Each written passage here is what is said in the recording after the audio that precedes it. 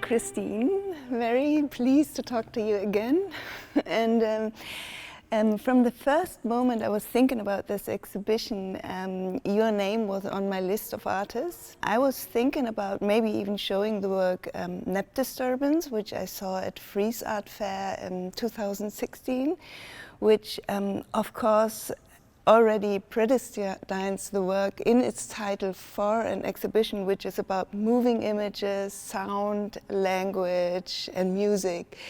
And because this also implies the question for sound pollution. So, and the work is very much about controlling sound, controlling movements, but also respect for the environment and for others. Maybe you can give us a little introduction into this work.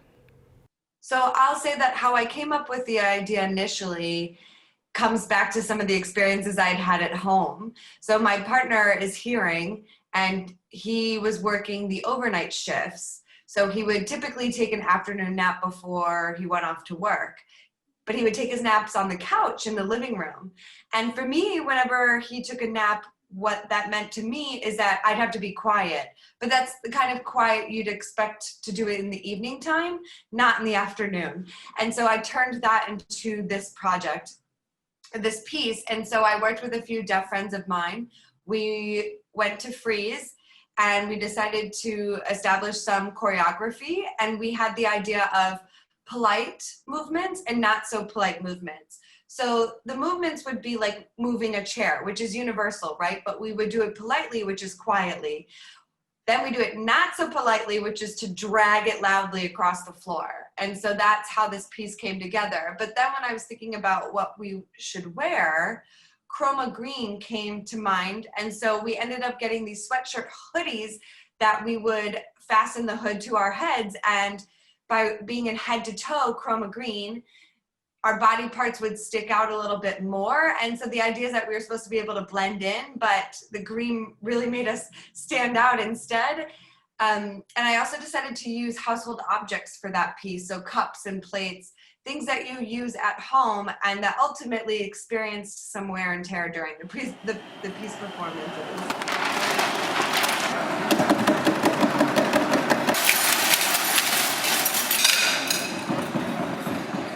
You're an artist, but you're also an activist for American Sign Language. And in Magical Soup we have 13 smaller drawings and 3 larger drawings.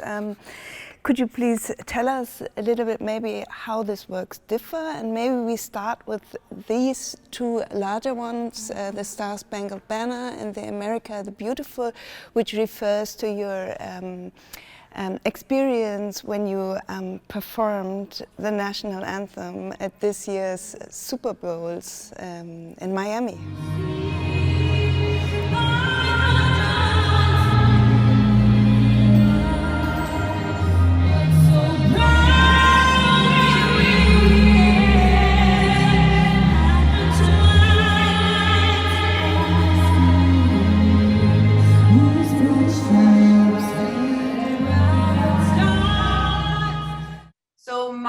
Experience at Super Bowl was kind of, an unbelievable moment. For me, that required a lot of planning.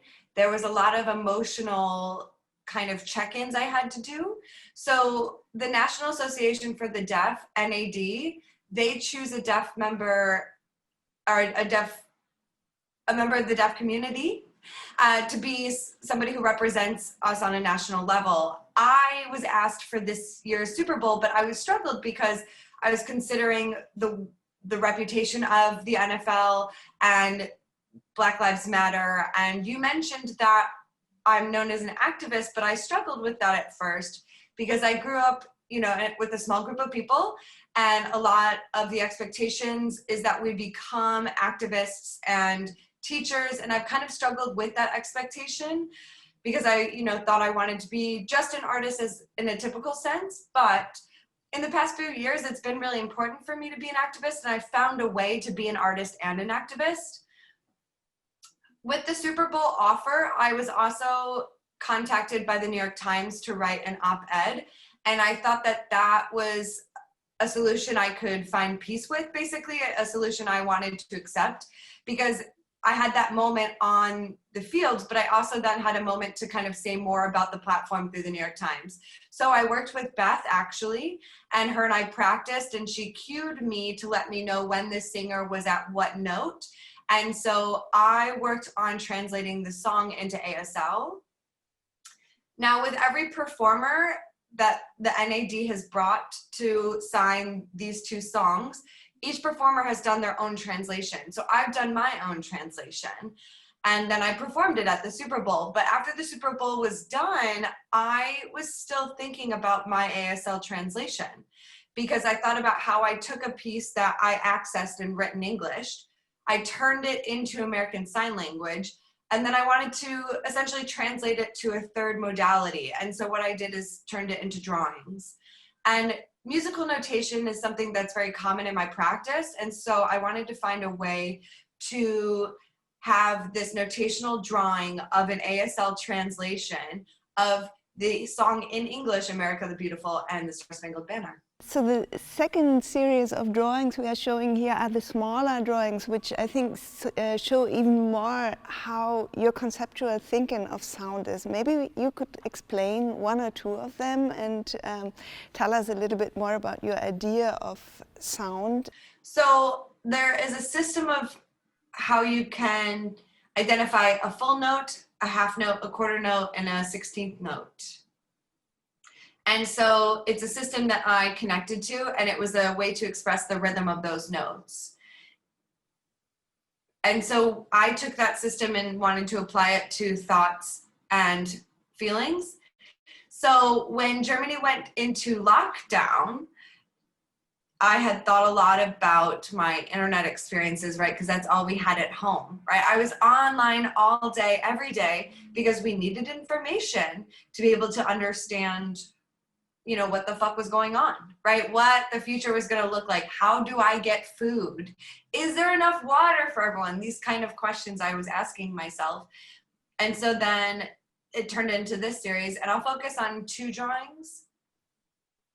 So I've noticed in my art process a lot of the times is that I have an idea, a full note, right? And then I go down to a half note, get it into its state. And then I get into, you know, a quarter note, which is like my mood. And then I'm kind of mooding through it, right? And so the idea is like I kind of have 4 different moods as I go through that process. And then a 16th note is post.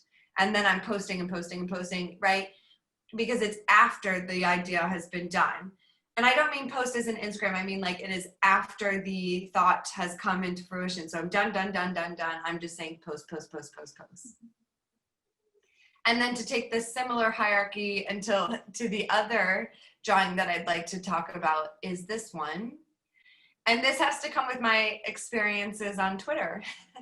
So I was scrolling on Twitter a lot, and it's so mentally exhausting.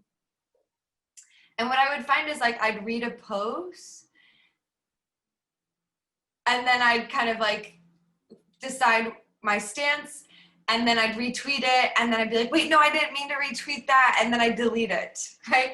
And so it shows that reading is the longest time, and then I would skim, so that was a little bit less time. Then I would retweet even more, if you will, and then it wasn't to the end that I would, in, you know, fervent haste, want to quickly delete those posts as much as possible. And so that's my experience on Twitter. if I think about it in the context of fake news, right? So there's stuff that comes out that people say, yes, this is true, this actually happened, right? And then we realize that no, this didn't actually happen. This was something that was based on assumptions. And then because of that, people get defensive and start accusing. So then there's accusations.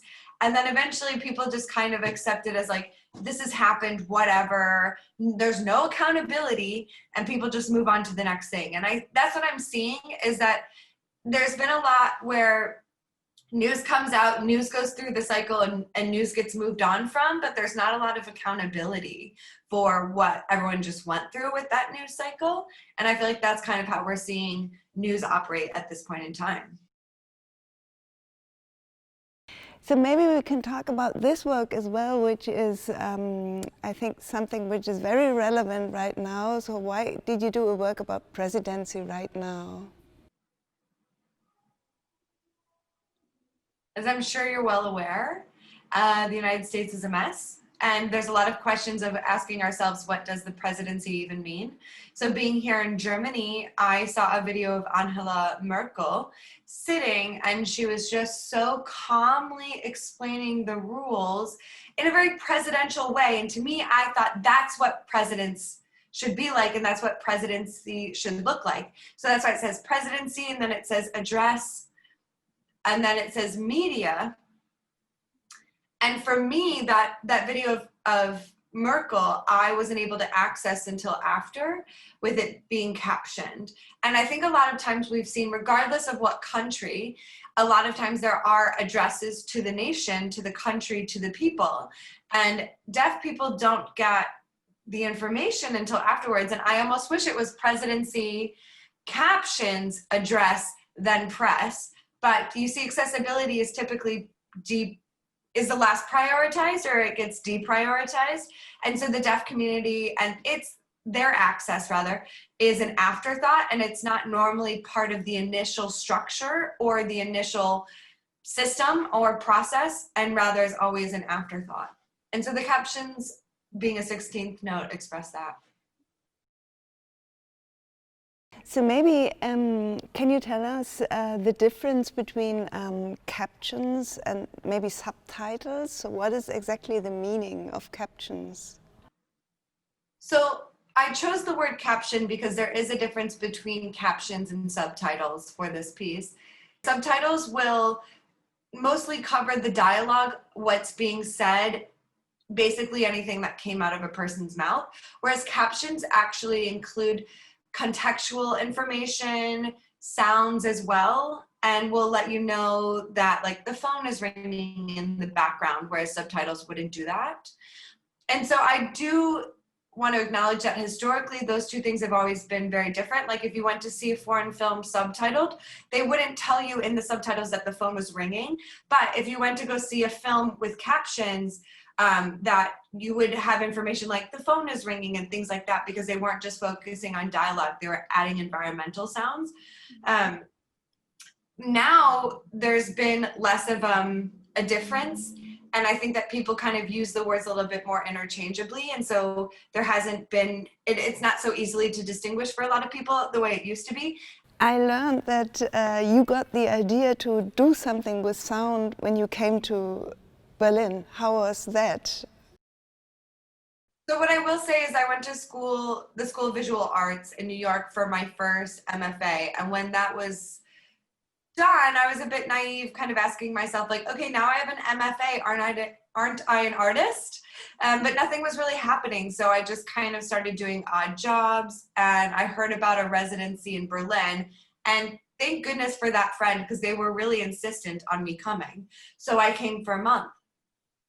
And for me, it was really life-changing, because in New York, everything's so crowded, everything's so quick, everything's so vertical, space is so precious. But being here in Berlin, I felt like there was a lot more space, which then allowed me to physically move my ideas and concepts around. I think when you find that your mental space gets expanded, well, then that lets a little bit more space for things to enter in your head and in your mind. And so then I could finally have some room to start thinking about sound. Mind you, I've known and not known about sound my whole life. And I just started asking myself, like, well, why couldn't I work with sound? My gut response was to say, no, of course you can't. I felt like I might lose my identity, especially my cultural identity and my relationship with the deaf community. I thought if I went into sound that would compromise it. But then I also thought about it again, and I realized that I've given so much control over sound to others, especially to hearing people. And I asked myself, why can't I assert my viewpoint on sound? And so that's what I did. And I established my own rules around sound, my own ideas and concepts. And I've now gotten to a point where I can say, hey, sound means ice cream. And people will be like, yes. And I think that's really cool. And I read a blog where Jerry Salt says, impressed by Christine as well, that every child should learn at least 150 signs in school, which I think is a brilliant idea because it's always good for brain evolvement and also connecting the visual with the hearing. I agree, but I also have seen in the United States, there's a lot of teaching the alphabet and the numbers. And I know that they did that a lot when we were, school aged. But I find that now when I go to the United States, there are hearing people who say, oh, I know sign language, and they'll know the alphabet and they'll know their numbers. And a lot of that comes from us teaching it in schools when they were so young. And I think it's a beautiful thing. For me, it's really important that people have at least a little bit of awareness or understanding of deafness, maybe know a deaf person or two, at least see deaf people in the media. I think that representation helps non-deaf people know that deaf people exist, right? And if we are known to exist, then we can be considered for laws. We can be considered as a community and as a presence. I'm always thinking long term. And I think that it's really nice to have sign language considered early on because incrementally it leads us to the future that we'd like to see. So I also learned through your works a lot about the different concepts of silence. So for example, there is the silence which is conceived by John Cage, which always needs sound to be defined as silence. But there are also different forms of silence. And I learned a lot about this musical sign for P for piano, which you worked a lot with. Maybe you can discuss with us a little bit about, or talk about your idea of silence. Sure, I'll start with Bard College. For me, that was kind of the place where I learned a lot of history theory, discourse around sound as an art form. And before that, I had applied and luckily I'd gotten in, but it was kind of my first step into sound art. And at Bard, that's where I learned about John Cage because it's kind of a clear figure to look at to learn more about sound art. I think that John Cage showed me what was possible, right? He broke all of those musical rules that had been in place for centuries, right? He showed me that music has notation and that notes could be silent. For me, that was new. And when I read his book, Silence, I actually couldn't relate.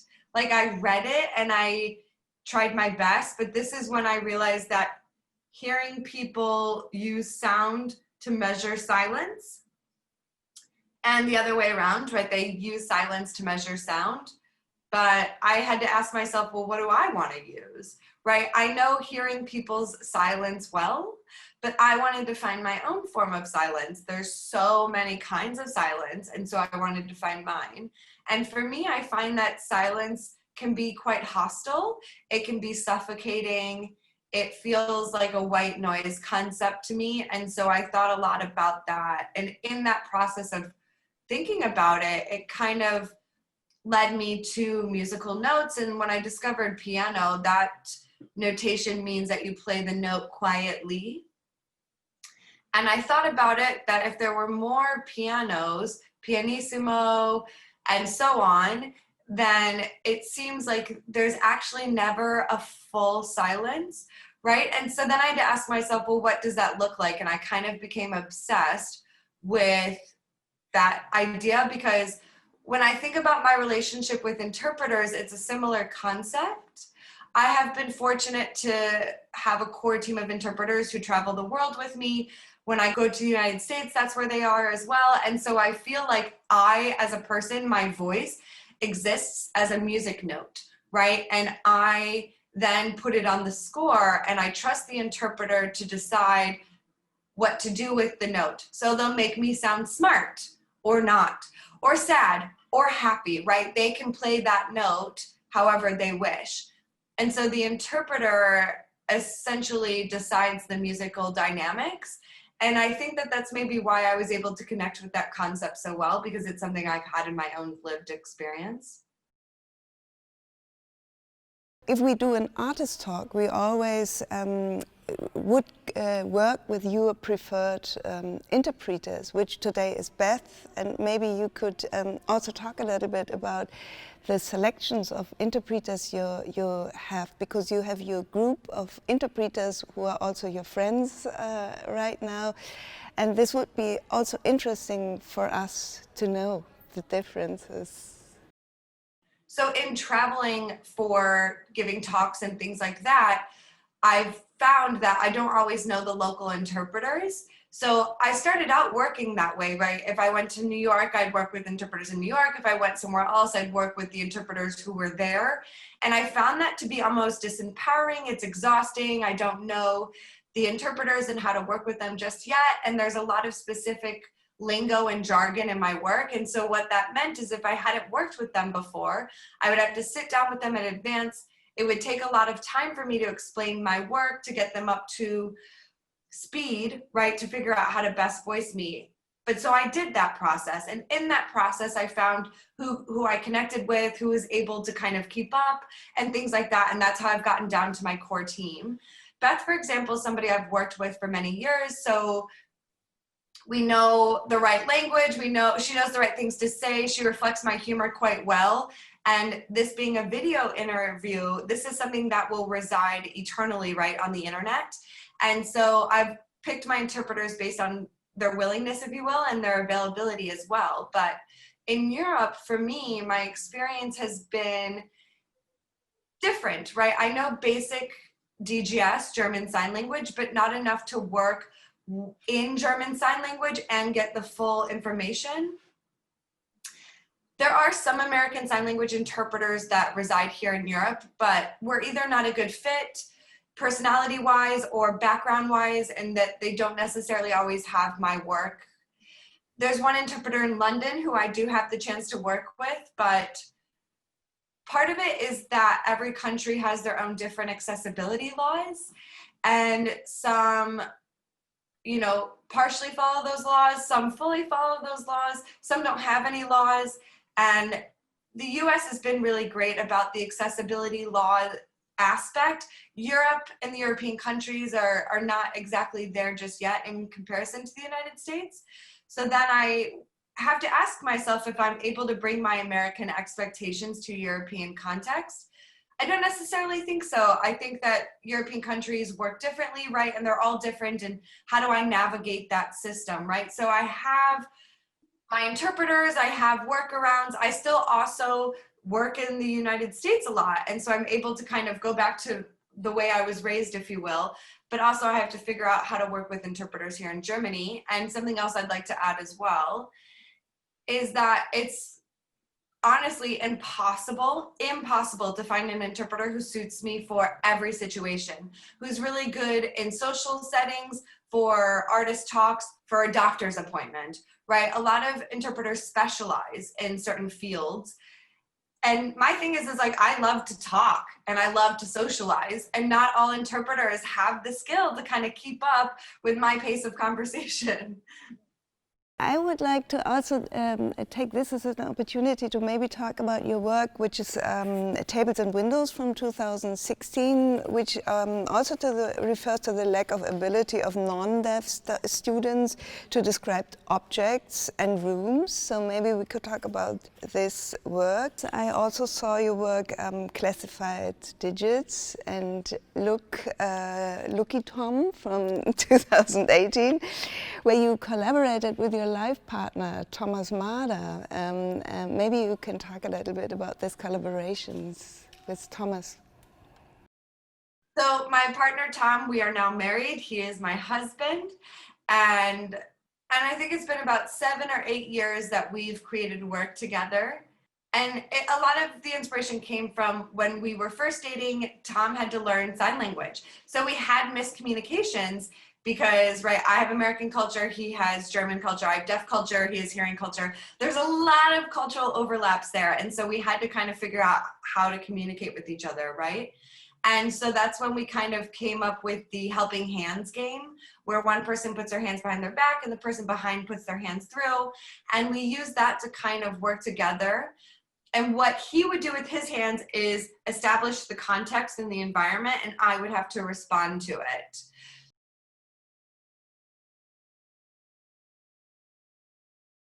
So then for tables and windows, we agreed that when you were describing a table and a window, right, in order to do that, you have to kind of envision what that space where the table and window are and what that looks like. So we use that, but in sign language. And what's nice is you can use signs to kind of paint a picture of the table or of the window. And you can use your face to indicate, is that texture smooth? Is that texture rough? Is that object close? Is that object far? And if you didn't have any facial expressions, then you would lose the entire description of the object. So this is a table. This is a smooth surface table, right? Because I'm showing that it's smooth in my face. This is maybe a rugged surface. And so then this also tells you the shape and the depth of the object. And so by showing different facial expressions, it expresses different features of the object. And the same goes for a window. And part of that idea also came from a friend of mine who teaches German Sign Language here in Germany, and said that a lot of their students struggle to understand those grammatical features in sign language because they understood that they could express a window, right? And typically they would just show that it's a square window and it's got glass. But as a signer, native signer, I would show that it was square. I would show the panes. I would show how you open it, right? Like, because I'm native, I use my facial expressions to show the details. And it was in that conversation with my friend who teaches sign language and the experiences with Tom that we came up with tables and windows. So in Magical Soup, we are also showing your work, Metro Lullaby. Could you please maybe tell a little bit more about Metro Lullaby and what this is about, this work? So Metro Lullaby came, or rather was inspired by a TV show that's on Amazon called Handsland, which was created by a group of deaf people in the United States. So there's no attachment to hearing lyrics, right? Because I feel like a lot of times whenever there's something in English, the translation into ASL is kind of being thought of as something that has to match the original English translation. Handsland doesn't do that. Handsland just goes straight to ASL and also offers different rhythms and lyricism in that. So in ASL, there are 5 different hand shapes. And so you can see where I write CL, which means classifier, that indicates which hand shape is being used. And so in regards to what it's like to go on a daily walk, right? This is a sign for Monday, you're walking along and you spot. And the way that that comes off in ASL loaned English is I spot, right? And so you can use this one hand shape to create a whole story. Right, so I'm doing one, and then I'm saying mouse ran along. And so as I was walking, I saw 2, and then the number 2 turns into different signs as well, but keeping the same hand shape. Raccoons running. 3, roosters using their claws to walk. 4 was bears walking together. 5, and then you can use the hand shape for deer running in a pack. And so it's really interesting is you can use one hand shape but create a full sentence from it in sign language. And then for Saturday and Sunday, you say that you're not going for a walk, you rest. And so that's the lullaby. And I turned it into a drawing. And I used a similar concept to what I did for the Star Spangled Banner and for America the Beautiful. And admittedly, I'm not really big on translating songs, but these 3 just really have a moment with me and something that really kind of compelled me to turn them into drawings. So maybe we could also talk a little bit about your work, One Week of Lullabies for Rue, which was acquired by the Smithsonian Art Institute recently. Yeah. So yes, I'm so excited that the Smithsonian Institute of American Art acquired their first piece of sound art, and it's mine. I admittedly thought they would choose some like white hearing guy, but no, they picked me. And so that was really exciting for me. And the idea behind it came from when my baby was born. As all parents do, you need to know if they're crying. And so I needed to find a baby monitor, and I found one that suited my needs. And so there was one monitor that we kept in her room and one monitor that we would have with us as parents. And so if she cried, the lights would flash and I would know that she was crying. But I also noticed that there were some preloaded popular baby lullabies that if my baby is crying, I could just push a button and the lullaby would play, and the idea is that she'd go back to sleep. But I didn't really like that. I didn't want to bring too much more sound into our lives and into our home. I don't know the lyrics of these lullabies, right? So I decided to create my own. So I established a score and some rules, like it had to have no lyrics, low frequency, and I contacted artist friends of mine who were also parents, and I asked them to create a lullaby. And I got 7 lullabies back, which, you know, is a week's worth of lullabies, and I made them for Rue. And so you can go and see the sound exhibition and put on headphones and hear each of the 7 lullabies. And every lullaby also has its own description to it as well, which for me makes the piece conceptually accessible for people like myself.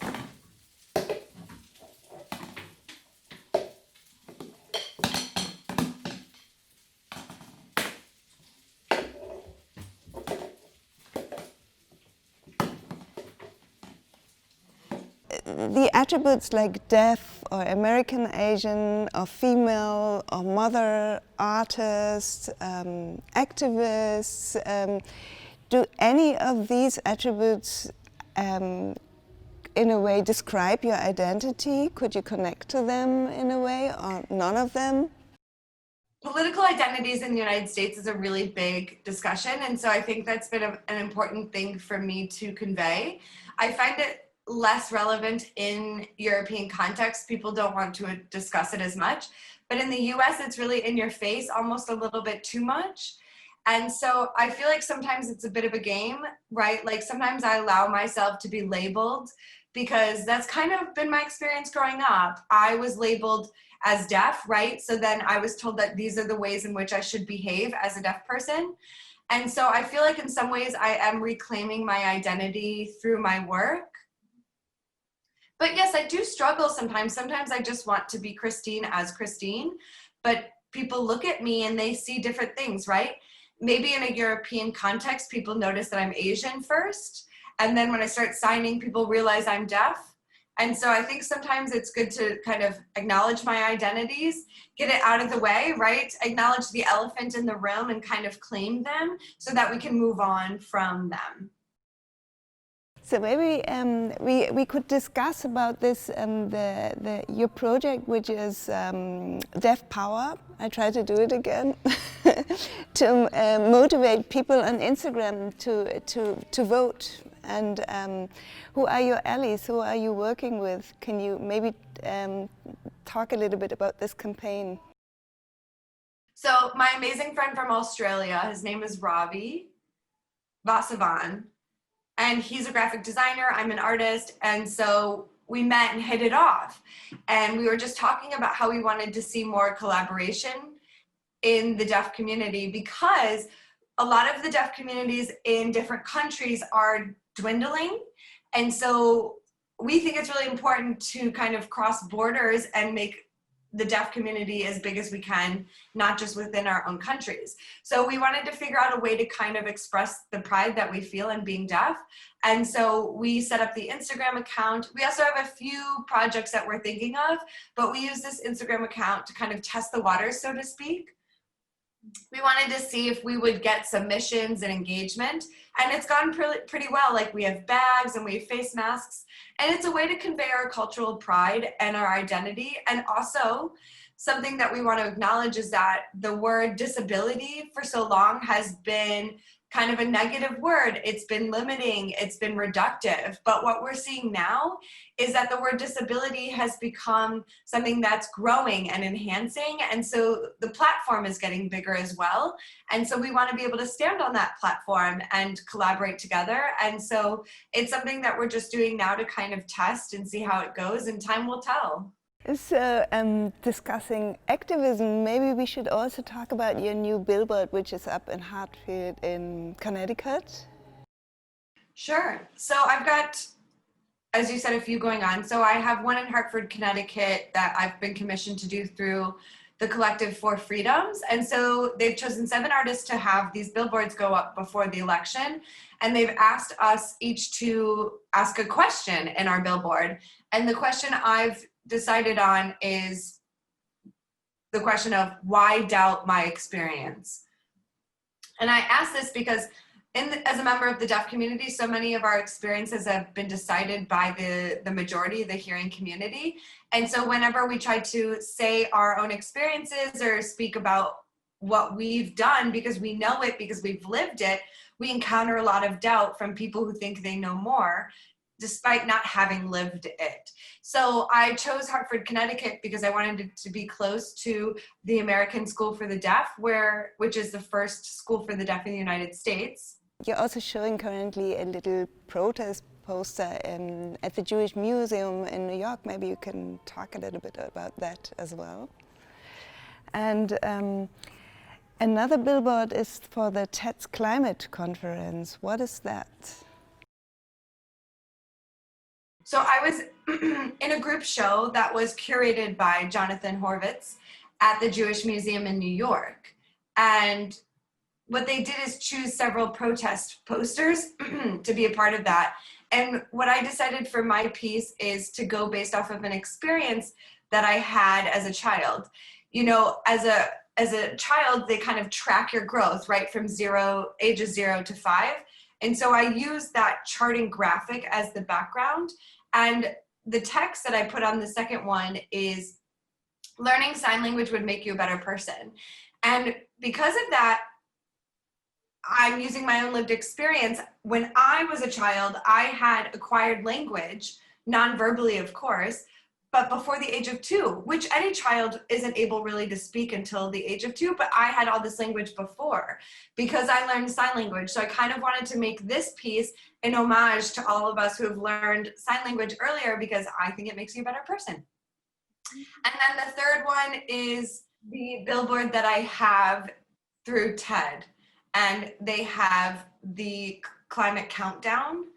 And it's a big event that they're producing. So as a former TED fellow, they kind of asked us to do some public artwork. And I decided to work with my gallery, Gabali Gallery, that's based in LA, to find kind of the right thing to do. And so we decided that there is this one billboard by the 710 freeway by downtown LA. And we kind of thought that that would be a good place to do it because you can see a lot of the smog, a lot of the kind of industrial aspects that, you know, cause our climate to change.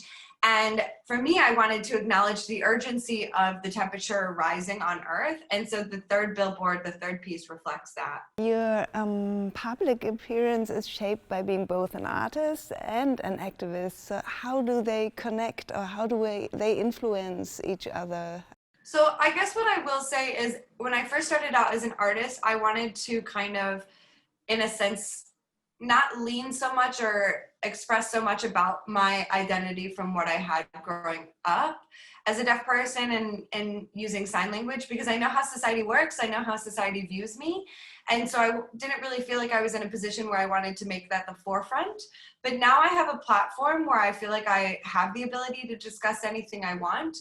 And for me, activism has really kind of started to grow for me as far as my beliefs and my life practices. And so I've been trying to figure out how to incorporate that into my art practices. And I wanted to have some kind of civic responsibility in the work that I produce. I think I can't just have a platform and do nothing. I don't believe in that. I think that I have to have some meaning. And I think a lot of the social movements that we've seen throughout history and the ones that we're seeing now with Black Lives Matter, I think it's really important to be an active member of society. And so that's kind of how I've used my platform. Super, thank you. Thank you.